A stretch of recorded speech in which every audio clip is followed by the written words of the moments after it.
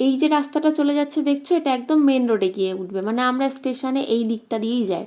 আর এই পাশে রয়েছে আমাদের পাড়ার রাস্তা। এই হলো আমাদের বাড়ির সামনেটা, সামনে একটা হিমসাগর আম গাছ আছে। আর ওই উপরে যে জায়গাটা ফাঁকা দেখছো, ওইটা কমপ্লিট হয়নি। উপরে একটা রুম আছে, সেখানে সেলাইয়ের কাজ হয়। আর এই যে ঢালাই রাস্তাটা বর্ষার জন্য না এত কাদা হয় যে আমরা নিজেরাই ঢালাই দিয়ে দিয়েছি। মানে মোটামুটি আর কি হয়েছে, ওই রাজমিস্ত্রির মতো তো অত সুন্দর করে আর হবে না। আর এই যে সামনের এই জায়গাটায় টুকটাক সবজির চাষ হয়। আর আমরা একটা মালবেরি গাছ নিয়ে এসেছিলাম, তোমাদের সাথে আগেও শেয়ার করেছি।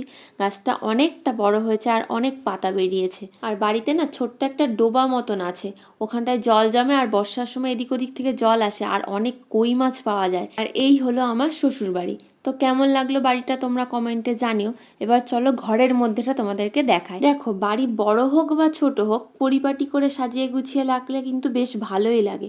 আর এই যে সামনের এই জায়গাটা দেখছো, এখানে আমরা খাওয়া দাওয়া করি, বসে গল্প টল্প করি।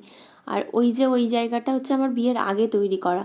বাইরে একটা কল আছে, কিন্তু এখানে বর্ষার সময় যাতে টুকটাক বাসন টাসন ধোয়া যায়, সেজন্য ওই জায়গাটা করা হয়েছে।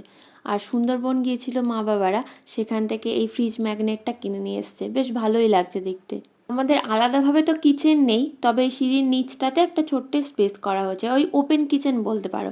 এখানেই খাওয়া দাওয়া করি, এখানেই গল্প, বেশিরভাগ সময় এখানটাই সময় চলে যায়। এবার চলো তাহলে এবার আমাদের রুমটা তোমাদেরকে দেখায়। আর যা মেঘ করেছে না, একটু পরেই বৃষ্টি চলে আসবে মনে হয়। আর মা বাড়িতে নেই, তাই মাদের রুমটা দেখাচ্ছি না। ওইটা ওর মাদের রুম আর এইটা হচ্ছে আমাদের রুম।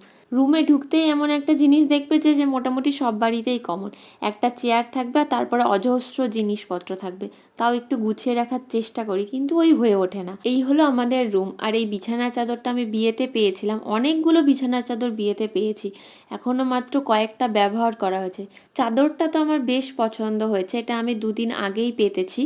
তো কেমন লাগছে জানিও। এই হলো আমার ড্রেসিং টেবিল, যেখানে অজস্র জিনিস রয়েছে। আর এটাতে আমি প্রতিদিনের যে জামা কাপড়গুলো সেগুলো রাখি। আলনাটা কিনিনি, কেমন একটা অগোছালো অগোছালো লাগে। আজকে তাহলে এই পর্যন্তই। ভিডিওটা কেমন লাগলো জানিও।